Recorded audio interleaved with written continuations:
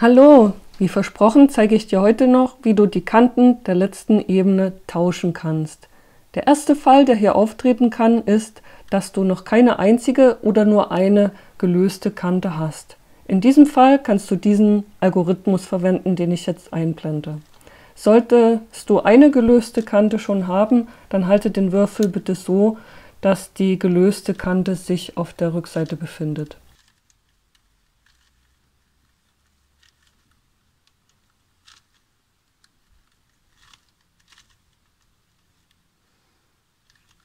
In meinem Fall habe ich jetzt immer noch nur eine gelöste Kante, das ist aber nicht weiter schlimm.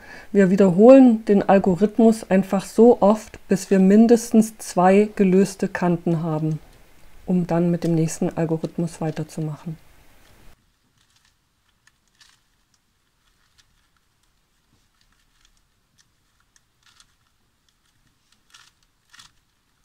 Hier brauche ich jetzt gar keinen weiteren Algorithmus, denn mein Würfel ist schon gelöst. Der nächste Fall, der auftreten kann, ist, dass du 2 gelöste Kanten hast und eben 2 benachbarte Kanten tauschen musst. Hier ist der Algorithmus ein bisschen länger.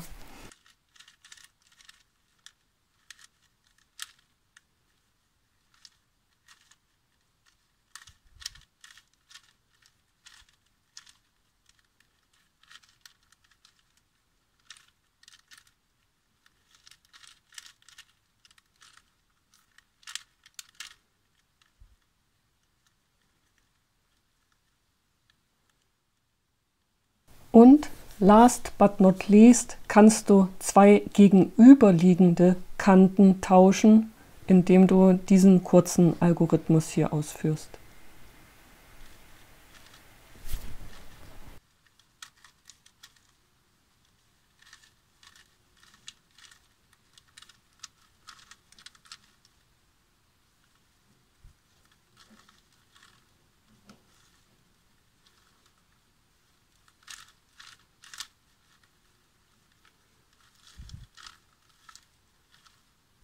Und das war's. Ich hoffe, bei dir hat es auch geklappt. Wenn dir das Tutorial gefallen hat oder du noch irgendwelche Fragen oder auch Kritik hast, schreib es mir gerne in die Kommentare. Vielleicht sehen wir uns irgendwann in einem nächsten Tutorial wieder. Tschüss!